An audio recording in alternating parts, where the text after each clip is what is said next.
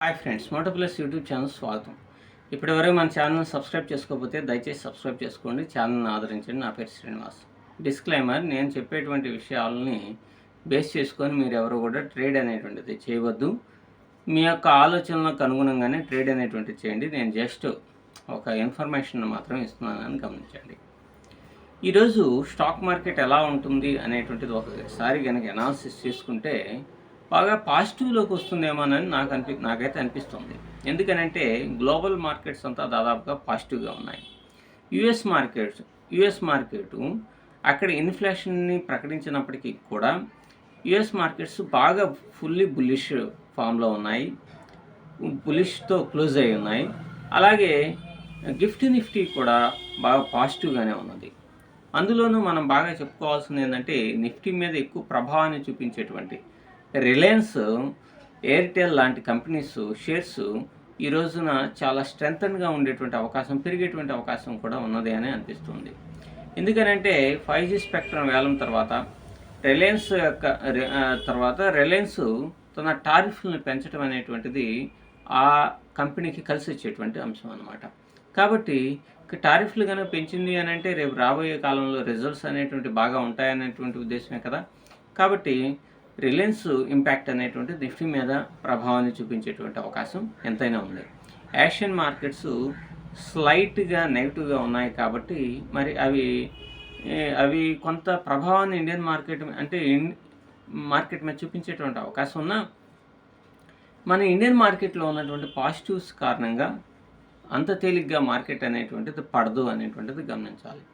అయితే ఈ రోజున నిఫ్టీలో కానీ బ్యాంక్ నిఫ్టీలో కానీ కీ లెవెల్స్ ఇవ్వాలి అని అంటే కొంతవరకు అసాధ్యంతో కూడుకున్నటువంటిది. ఎందుకనంటే ఒక కీ లెవెల్ అనేటువంటిది ప్రీవియస్గా ఉండేటువంటి మార్కెట్ స్ట్రెంగ్త్ని బేస్ చేసుకొని పనిచేస్తూ ఉంటాయి అన్నమాట.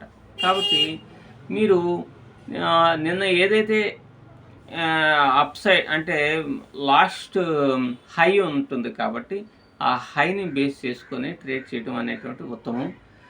సో నేను అందుకనే కీ లెవెల్ అనేటువంటిది ఈ వీడియో ద్వారా నేను ఇచ్చేటువంటి సాహసాన్ని చేయట్లా. ఎందుకనంటే ఒకసారి మనం కనుక కీ లెవెల్ని కనుక ఇస్తే దాన్ని పర్ఫెక్ట్గా మార్కెట్ అనేటువంటిది బ్యాలెన్స్ చేయాలా, రెస్పెక్ట్ అనేటువంటిది ఇవ్వాలి. కాబట్టి సో మీరు ఈరోజు మార్కెట్ బాగా పాజిటివ్గా ఉండేసేసి నిఫ్టీలో 100-150 పాయింట్స్ కనుక హైక్ కనుక వెళ్తే అంటే గ్యాప్ అప్పే అవుతుందని నేను భావిస్తున్నాను. గ్యాప్ అప్ కనుక అయితే మనకు అక్కడి నుంచి ఎన్ని పాయింట్స్ పెరుగుతుంది అనేటువంటి దాన్ని మనం ఎక్కువగా ఎక్స్పెక్ట్ చేయలేము అనమాట. ఎందుకంటే ఆల్ టైమ్ హైలో ఉన్నది కాబట్టి. సో స్పాట్ డెసిషన్ అంటే ట్రేడర్కి, ఇంట్రాడే ట్రేడింగ్ చేసేటువంటి వాడికి ఈ సందర్భాల్లో స్పాట్ డెసిషన్ అనేటువంటిది చాలా ముఖ్యం. సో స్పాట్ డెసిషన్ బేస్డ్గానే మీరు ట్రేడ్ అనేటువంటిది చేయండి.